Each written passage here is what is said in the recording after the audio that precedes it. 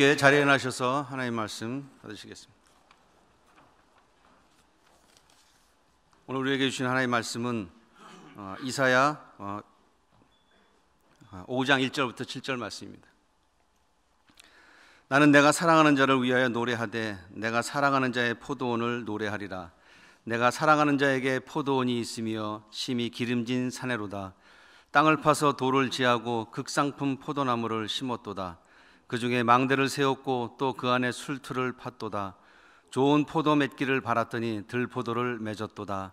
예루살렘 주민과 유다 사람들아 구하노니 이제 나와 내 포도원 사이에서 사리를 판단하라. 내가 내 포도원을 위하여 행한 것 외에 무엇을 더할 것이 있으랴. 내가 좋은 포도 맺기를 기다렸거늘 들포도를 맺음은 어찌 됨인고. 이제 내가 내 포도원에 어떻게 행할지를 너에게 이르리라. 내가 그 울타리를 걷어먹힘을 당하게 하며 그 담을 헐어 짓밟히게 할 것이요 내가 그것을 황폐하게 하리니 다시는 가지를 자름이나 북을 돋우지 못하여 찔레와 가시가 날 것이며 내가 또 구름에게 명하여 그 위에 비를 내리지 못하게 하리라 하셨으니 무릇 만군의 여호와의 포도원은 이스라엘 족속이요 그가 기뻐하시는 나무는 유다 사람이라. 그들에게 정의를 바라셨더니 도리어 포악이요 그들에게 공의를 바라셨더니 도리어 부르짖음이었도다. 아멘. 아멘. 좋은 포도인가 들포도인가 하는 말씀의 제목입니다. 우리 지금 11월 달 참 아름다운 계절입니다. 그래가지고 많은 사람들이 지금 산으로 단풍 구경 가고 하는데 뭐 바빠서 못 가는 분 뭐 있죠. 아무튼 어디서나 이 가을에는 열린 마음만 가지면은 눈만 들면은 온 천지가 단풍이라서 참 아름답다, 참 좋다 이렇게 느낄 수 있습니다. 단풍이 참 곱다 이러면 어떤 사람은 또 분석력이 있어가지고 이 단풍이 고운 게 아니라 저 나무는 골병 든다고. 왜냐하면 지금 영양이 겨울 준비하느라 다 영양을 조절하니까 영양 공급해야 하는데 노랗게 뜨는 것이 단풍이지 나무는 골병 든다는 얘기를 하는데, 그거보다는 하나님께서 이런 자연의 변화를 통해서 우리에게 얼마나 아름다움을 선사하는 볼거리를 선사하지 않습니까? 그리고 또 뿐만 아니라 열매는 어떻습니까? 열매. 금년에 뭐 태풍도 오고 했지만은 역시 하나님의 은혜 가운데 곡식도 풍년입니다. 그리고 과실도 풍년에, 물론 지역에 따라서는 좀 뭐 안 되겠습니다만 전체적으로 보면은 대풍년이라고 하지 않습니까? 참 감사한 일이 아닐 수가 없습니다. 오늘 본문에도 보면은 열매에 대한 이 얘기가 나옵니다. 어떤 사람이 포도원을 말해놓고 기름진 포도원에다가, 그리고는 땅도 파고 돌도 다 제하고, 그리고는 이제 거기에 아주 극상품 포도나무를 심었다. 근데 나중에 이제 수확할 때 돼서 보니까 좋은 포도가 아니고 이게 완전 덜 포도를 맺혀서 주인이 그냥 너무 화가 나가지고 내가 얼마나 투자를 해가지고 이렇게 극상품 포도나무까지 사서 심었는데 결과가 이 모양이냐? 그러면 내가 더 이상 어떻게 포도원을 위해서 내가 할 일이 뭐가 있었느냐? 최선을 다했는데. 그래가지고 화가 나서 이제는 내가 막 포도원 울타리도 다 걷어버리고 망대도 다 치우고 짐승들에게 먹히고 짓밟히게 하리라. 그 말씀이 오늘 본문의 말씀인 것입니다. 여기서 단순히 포도 농사하는 농부의 이 얘기가 아닙니다. 여기서 포도원 주인은 누구냐? 하나님이죠. 하나님. 그 다음에 포도원은 그러면 누구냐? 7절에 나옵니다. 포도원은 이스라엘 족속 나라라고 보면 돼요.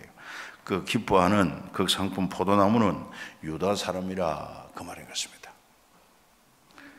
그러니까 하나님께서요, 사실은 당신의 뜻을 이루시게 하려고 아브라함에게 약속하시고 그 후손이 큰 민족을 이루겠다 해서 애굽에 내려가서 이제 큰 민족이 되었을 모세를 통해서 그들을 구원해가지고 젖과 꿀이 흐르는 땅에, 기름진 땅에다가 이스라엘을 심지 않습니까? 이스라엘 나라를 세우지 않습니까? 근데 이들을 통해서 하나님이 바라시는 게 뭐냐? 바라시는 것은 7절에는 그렇습니다. 하나님이 기뻐하시는 유다 사람을 그들에게 정의를 바랐더니 도리어 포악, 그들에게 공의를 바랐는데 도리어 고통의 부르짖음 들리게 했다 하는 그런, 이걸 가리켜서 좋은 포도가 아니고 덜 포도를 맺혔도다 하고 하나님이 진노하시는 그런 말씀인 것입니다. 사실 하나님께서 이 이스라엘을 위해서 투자를 많이 했습니다. 뭐 아브라함과 약속을 해서 약속을 지키기 위해서도 했겠지만은 애굽의 종된 저들을 어떻게 합니까? 구출해 가지고 하나님의 백성으로 딱 삼고 저들에게 율법도 주고 하나님이 친히 함께 하시면서, 그리고는 아무런 조건 없이 적과 꿀이 흐르는 가나안 땅도 주시고, 그래가지고 저들이 하나님 잘 섬기고 세계 열방의 제사장 나라로 이렇게 하나님 세우시기를 원했던 것입니다. 그런데 결과는 그렇지 않았어요. 결과는 오늘 본문이 말하는 것처럼 정의 대신에 포악을, 공의 대신에 고통을, 부르짖음을 일으키는 이런 죄악들을 주님이 책망하고 지적하고 있습니다. 그래가지고 여러분 역사를 보면은요, 이스라엘 역사를 보면은 저들이 나중에 북쪽 이스라엘, 남쪽 유다로 갈라집니다. 북쪽 이스라엘은 아수르에 의해서 먹힘을 당하고 남쪽 유다는 또 바벨론에 의해서 먹힘을 당하게 되는 것입니다. 여기서 중요한 메시지는 뭐냐?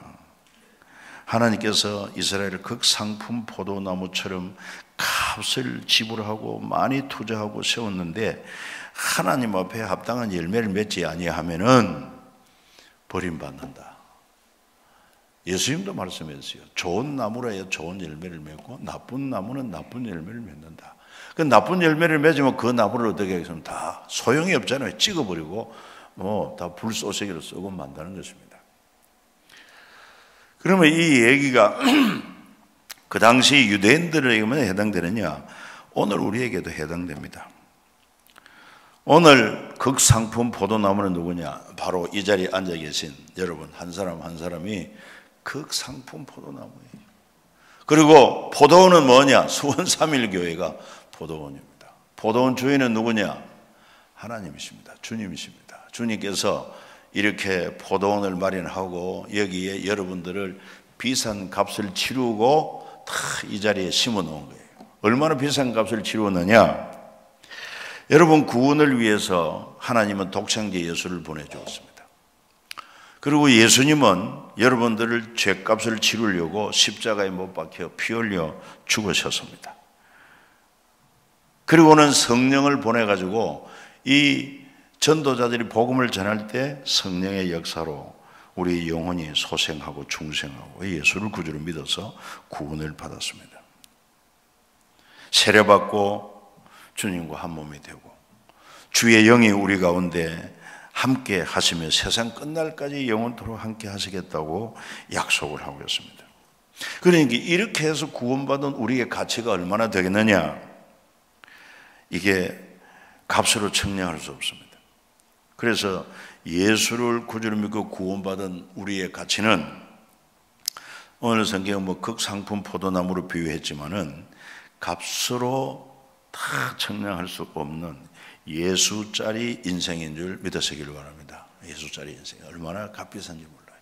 이걸 오늘 우리가 분명히 알아야 된다는 것입니다. 어떤 사람들은 자기 자신에 대해서 너무 가소평가하는 사람이 있어요. 예수를 믿으면서도 나는 배운 것도 없고 가진 것도 없고 잘난 것도 없고 똑똑한 것도 없고 이렇게 하면서 정말 별 볼 일 없는 존재로 그렇게 생각하는데 그건 진짜 잘못된 거예요.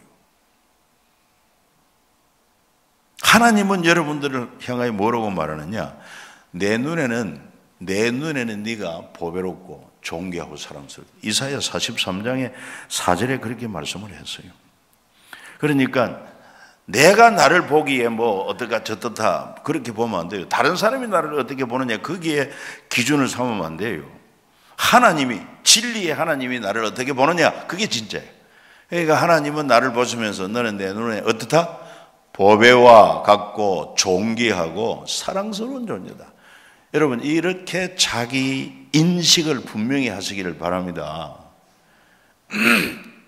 그러니까 옆에 앉은 분 한번 보십시오. 뭐 혼자 앉으면 어쩔 수 없지만은 야, 참 존귀하신 분입니다. 진짜 VIP 되십니다. 그거를 우리가 알아야 돼. 그걸 알아야 돼.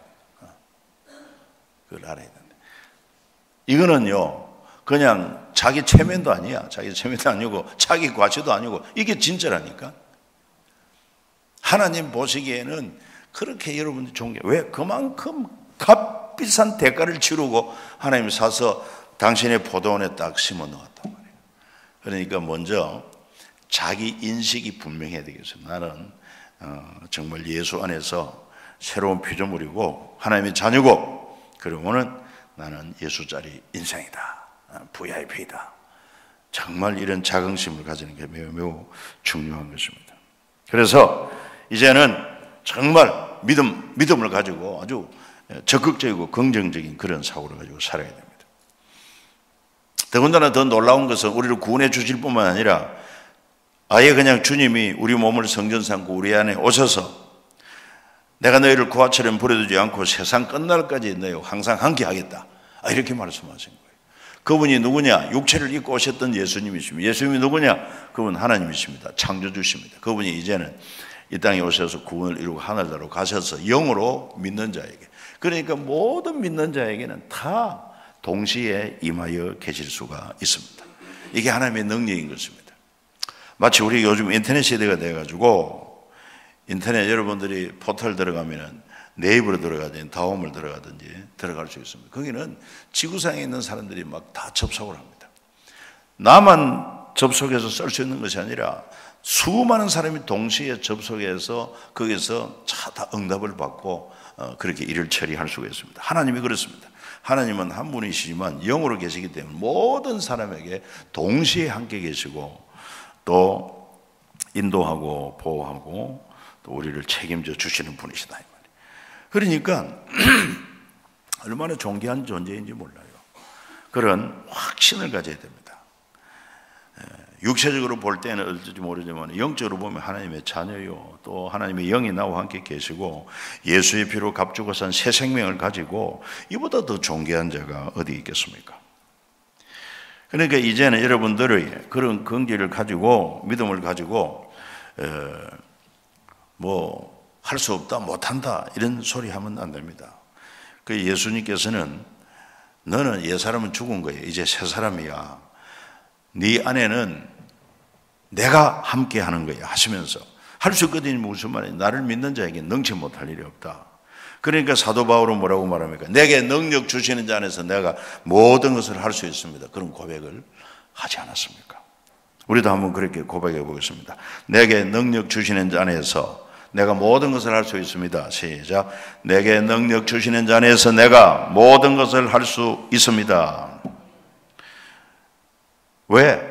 내가 하는 것이 아니고 내 안에 주님이 계시고 주님의 지혜와 능력으로 함께 하기 때문에 할 수 있다, 이런 믿음을 가져야 됩니다. 그래서 이 바울은요, 자기 한 사람이지만 그 한 사람이 함께 하시는 주님을 믿고 그리고 주님 주신 사명을 정말 충성스럽게 감당을 했는데 그 한 사람에 의해서 소아시아 일대가 여러분 복음화 되고 교회가 세워지고 그 다음에 유럽에까지 교회가 세워지고 심지어 로마를 변화시키는 그런 위대한 일을 감당했던 것을 알 수 있습니다.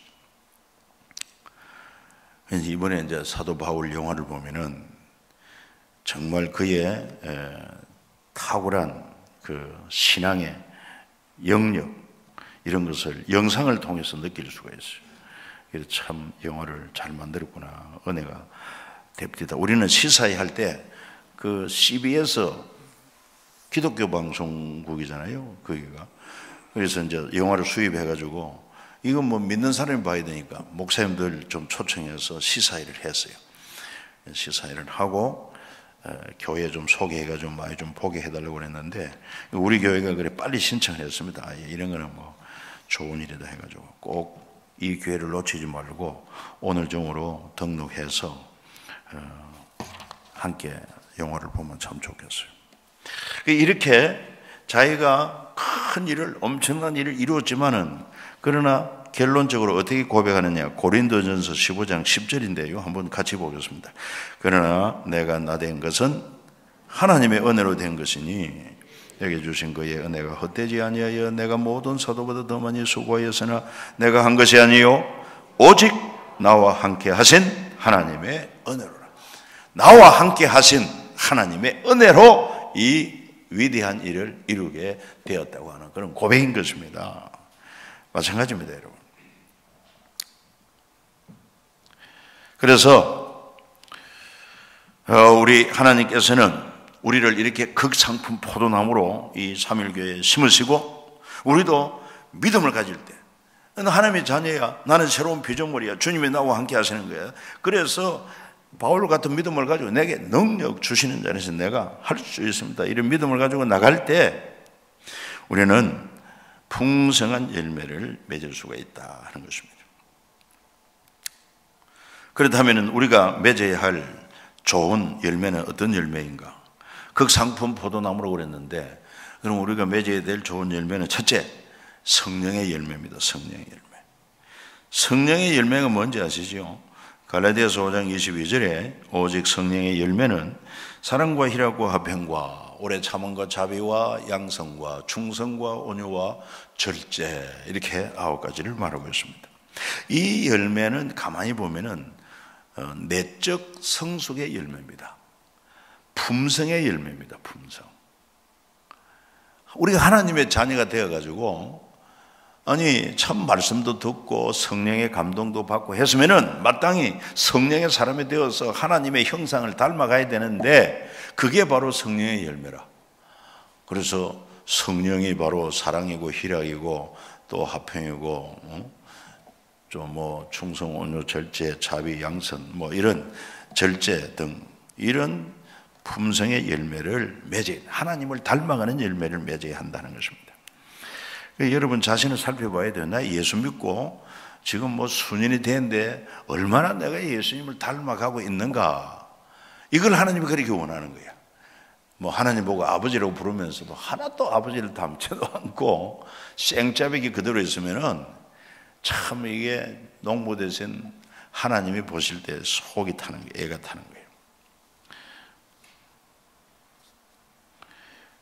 그래서 이런 열매를 풍성히 맺기 위해서는 말씀과 기도가 늘 뒷받침이 돼요. 말씀을 읽고 그 다음에 그 말씀대로 살고 기도하고 이럴 때 성령이 역사해서 우리를 변화시킨다. 내가 변화되는 게 아니라 성령이 변화시키는 것입니다. 그 다음에 어떤 열매를 맺어야 되느냐, 성경에 보니까 의의 열매, 빛의 열매 이런 얘기를 합니다. 에베소 5장 9절에 빛의 열매는 모든 착함과 의로움과 진실합니다. 의의 열매라고 했는데 의의 열매는 하나님 말씀을 듣고 순종할 때 맺어지는 열매가 의의 열매, 거룩한 열매가 되는 것입니다. 그러니까 이거는 이제 밖으로 맺어지는 열매라고 보면 돼요.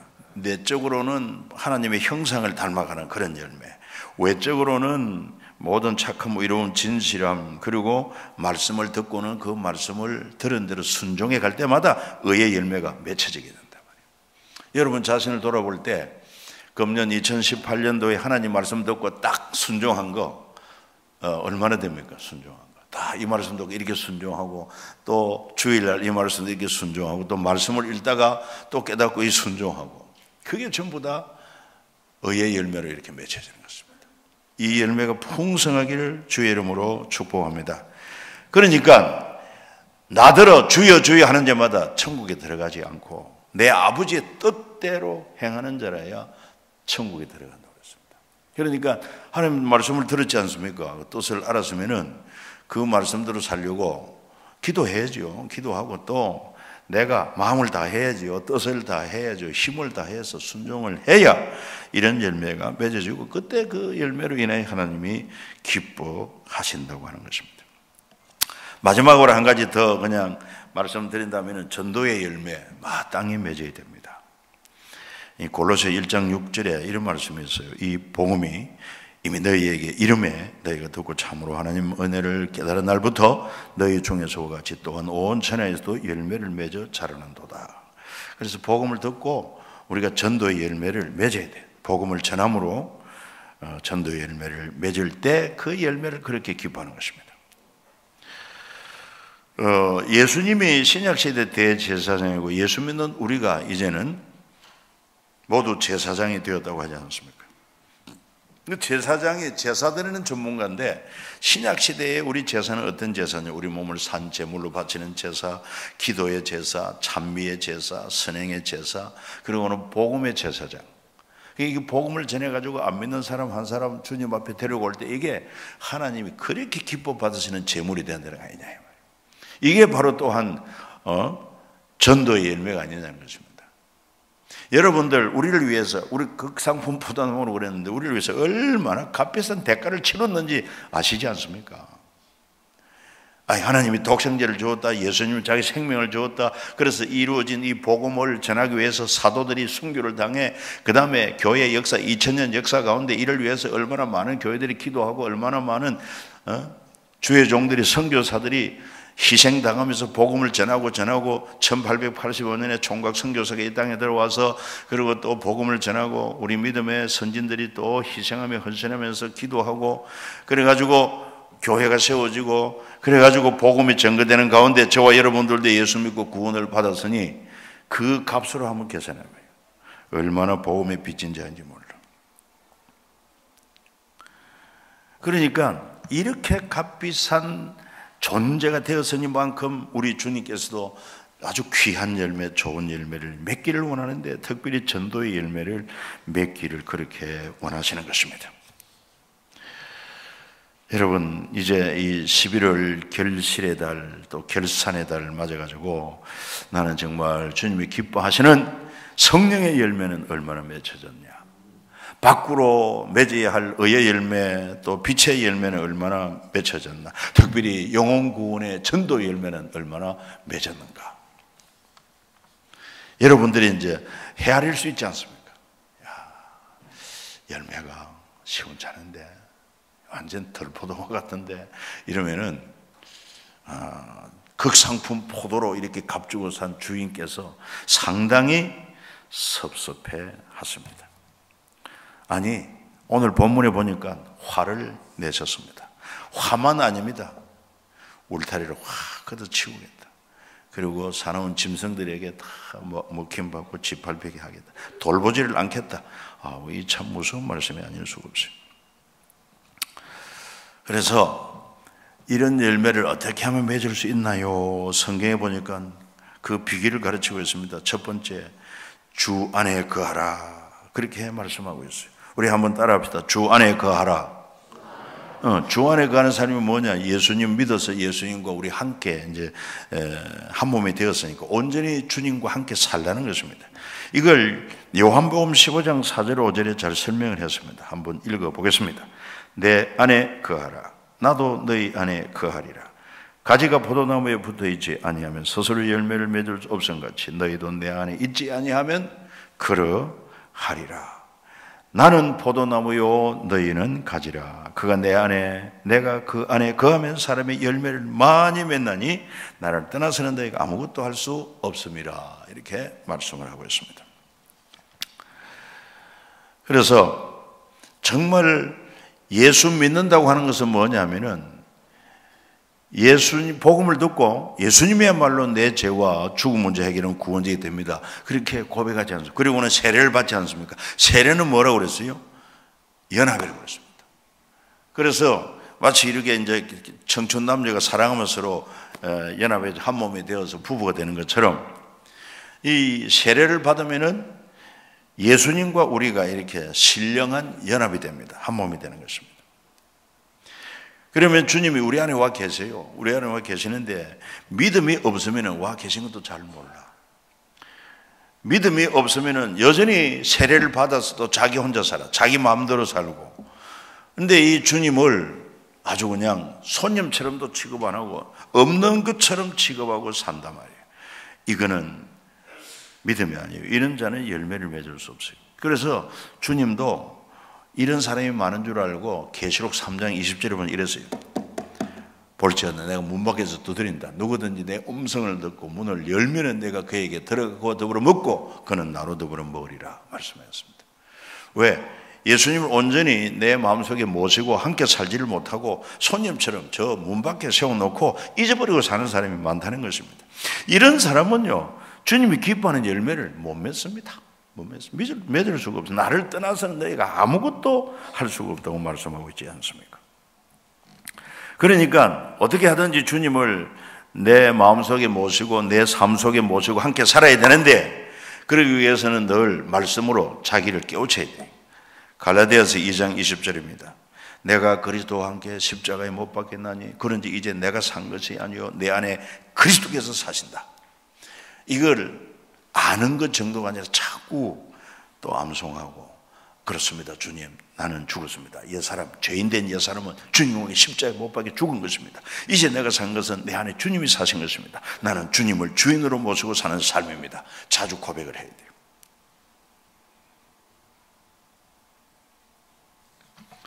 그리고는 데살로니가전서 5장 10절 많이 강조했습니다. 예수께서 우리를 위하여 죽어서 우리로 하여금 깨어든지 자든지 자기와 함께 살게 하려 하셨느니라. 이 말씀 꼭 붙들고, 예수께서 왜 나를 위해 십자가에 죽으셨느냐, 왜 나를 구원해 주셨느냐. 이제는 우리 헤어지지 말고 네가 자든지 깨어있든지 먹든지 마시 언제나 함께 살자는 주님의 원하심 아닙니까? 이것을 나도 아멘, 맞습니다 주님, 이제는 정말 내가 자든지 깨든지 주님과 함께 살겠습니다. 이 분명한 의식을 가지고 이게 깨어있는 삶 아니겠어요? 그래서 여러분 삶의 현장에서 가정생활 하든지 직장생활 하든지 사회생활 하든지 자기 혼자만 있는 것이 아니야, 사람만 모인 것이 아니야, 항상 내 주님이 나와 함께 계신다, 이 믿음을 가지고. 그래서 그분을 함께 계시니까 자주 불러야죠. 주님 부르고. 그러면 불렀으면 또 대화를 해야죠. 그래서 기도하고. 그리고는 주님과 인격적인 그런 교통 교제가 있어야 되고요. 아무튼 내 주 대신, 내 왕이 되신 주님의 말씀에 나는 순종하겠습니다. 이런 삶이 있어야 그때 성령의 역사해가지고 우리를 통해서 열매를 풍성하게 맺게 하신다는 것입니다. 이렇게 열매를 맺을 때 주인 되신 하나님이 참 기뻐하신다고 그랬어요. 기뻐하시고 또 우리를 더 존귀하게 하신다고 했습니다. 요한복음 15장에 그랬어요.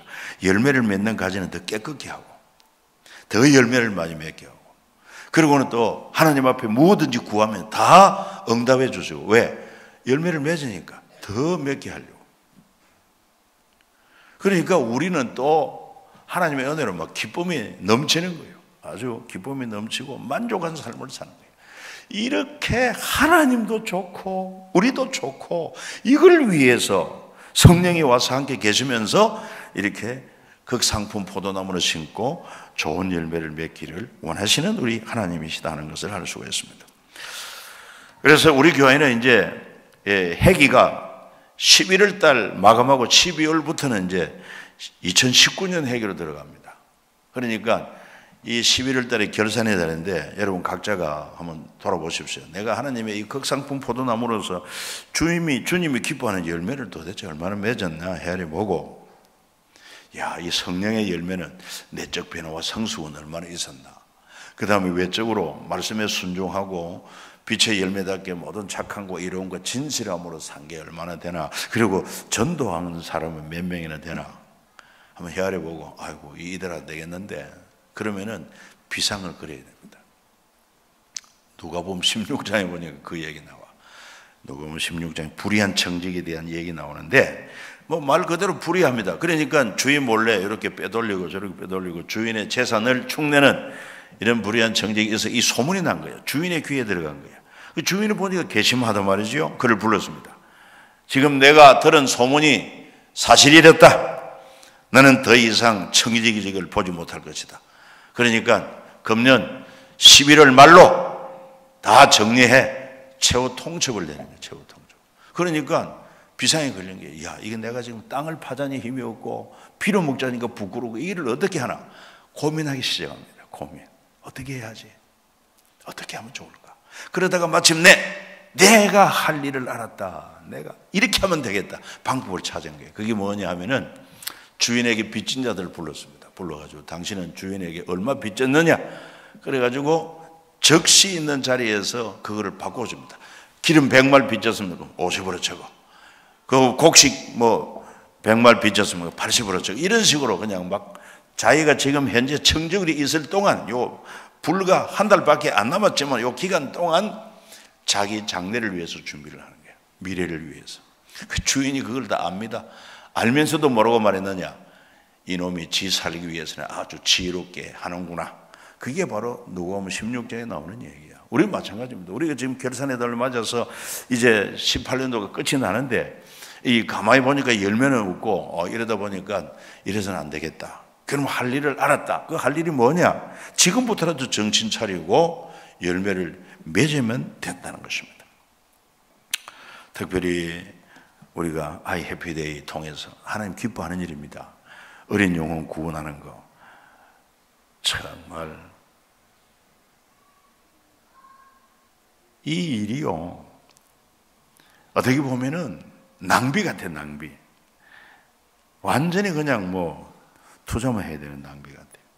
그런데 그럼에도 불구하고 등교하는 아이들 보고 얘들아 사랑한다 힘내라 이러고 또 마치고 나올 때는 또 애들한테 뭐 그 작은 사탕이라도 하나 주면서 그리고 또 전도도 하기도 하고 이 얘기도 하고 들어주기도 하고 이렇게 함으로 끊임없이 이렇게 하니까 이제는요 학교 가면 아이 해피데이 모르는 아이들이 없습니다.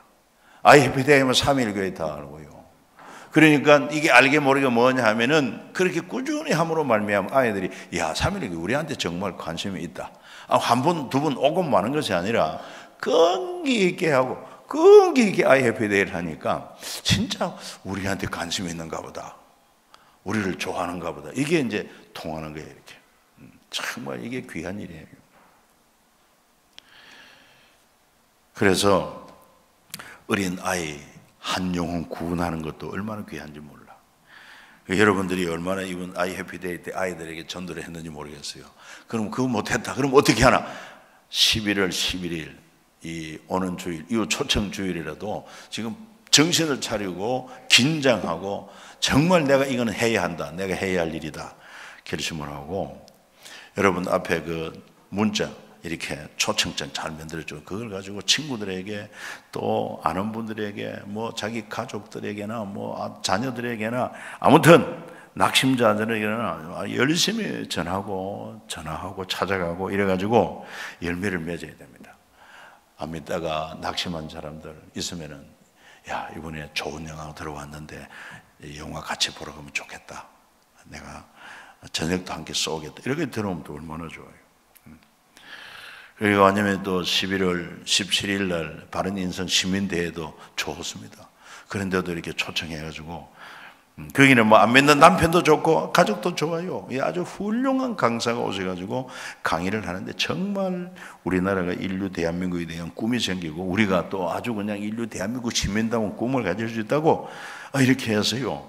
가족들도 초청, 이것도 초청하고 이래가지고 11월 18일까지 11월 11일 이후 초청이 못 나오면 11월 18일 추수감사절까지 그때도 연극도 준비하고 또 우리가 식사도 준비하고 했으니까 그러니까 이 11월 한 달 동안 어떻게 하든지 열매를 맺는 데만 집중을 해야 돼. 그래야 주님이 지혜롭구나 잘했구나 이렇게 칭찬을 하지.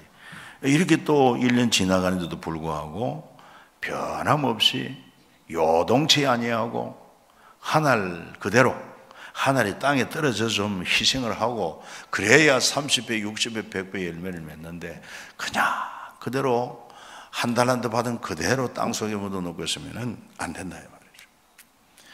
사랑하는 여러분, 오늘 이 말씀을 예사로 듣지 않고 꼭 마음판에 새겨서 정말 극상품 포도나무라는 확신을 가지고 주님이 나와 함께 계신다는 믿음으로 주어진 일에 맡기진 일에 그저 아멘 하고 순종하면 그 순종의 열매가 맺고 아울러 또한 성령의 역사하셔서 기뻐하는 영혼구원의 열매를 주렁주렁 맺어서 하나님께 영광을 그리고 또한 다른 사람들의 유익을 주 자기가 존귀해지고 행복해지는 데는 은혜의 주인공들이 다 되시기를 예수 이름으로 축원합니다.